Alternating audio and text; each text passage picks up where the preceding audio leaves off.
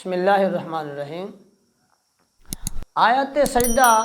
تلاوت کی تو اس کے فوراً بعد سجدہ کر لینا چاہیے، اور اگر اس کے فوراً بعد سجدہ نہیں کیا اور نماز سے بہر ہے، نماز کے علاوہ ہے، تو فرمایا پھر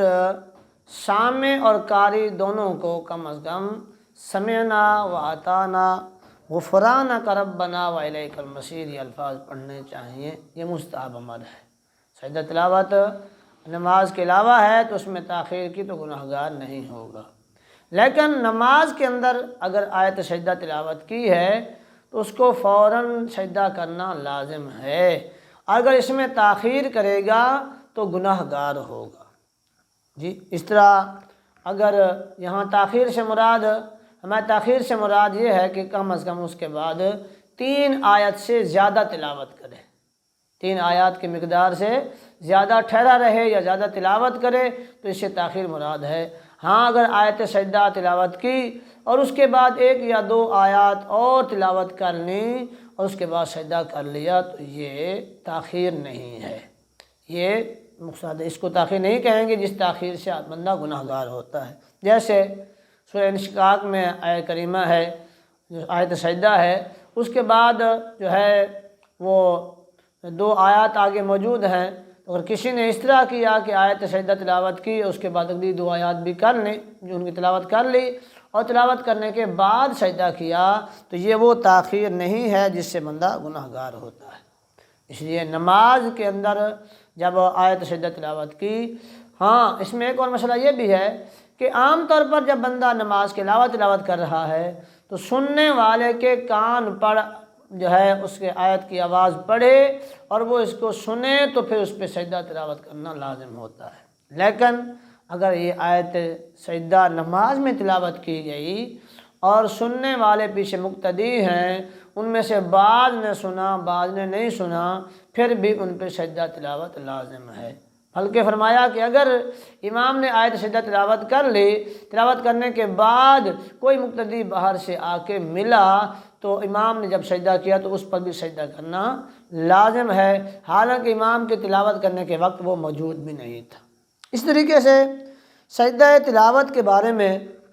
علیحدہ طور پر نماز میں سجدہ کرنا بھی لازمی نہیں ہے۔ اگر کسی نے رکوع کے اندر یا نماز کے سجدہ کے اندر اس سجدہ کی نیت کر لی تو سجدہ بھی ادا ہو جائے گا۔ جیسے میں نے عرض کیا ہے کہ ابھی سورہ انشقاق کی بات ہوئی، یا اس طرح سورہ جو ہے نجم کے اندر جو ہے آیت سجدہ آخر میں موجود ہے، اس طرح سورہ علق کے اندر بھی آخری آیت سجدہ ہے، تو اگر ان کو پڑھا اور پڑھنے کے فوراً بعد رکوع میں چلے گئے اور رکوع میں ہی سجدہ تلاوت کی نیت کر لی تو بھی سجدہ ادا ہو جائے گا۔ بلکہ علماء فرماتے ہیں کہ اگر جو ہے آیت سجدہ پر ختم کیا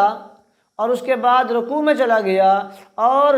وہاں پر بھی سجدہ کی نیت بھی نہیں کی تو پھر بھی سجدہ تلاوت ادا ہو جائے گا۔ اسی طریقے سے جو ہے رکوع میں نیت کر لی یا سجدے میں نیت کر لی تو پھر ادا ہو جائے گا۔ ہاں یہ فرماتے ہیں کہ اگر آیت سجدہ تلاوت کرنے کے فوراً بعد رکوع میں چلا گیا تو رکوع میں جو ہے آیت سجدہ تلاوت ادا ہو جائے گا، لیکن اگر آیت سجدہ تلاوت کرنے کے بعد 1 یا 2 یا 3 آیات اور پڑھ لیں تو پھر رکوع کے اندر جو ہے نیت درست نہیں ہوگی، بلکہ پھر سجدہ کے اندر یا اس کے لیے علیحدہ سجدہ کیا جائے گا، پھر اس رکوع کے اندر نیت درست نہیں ہوگی۔ رکوع کے اندر نیت درست سجدے کی تب ہوگی جب اسی جو ہے نا آیت پڑھنے کے بعد، آیت سجدہ پڑھنے کے فوراً بعد رکوع میں چلا جاتا ہے،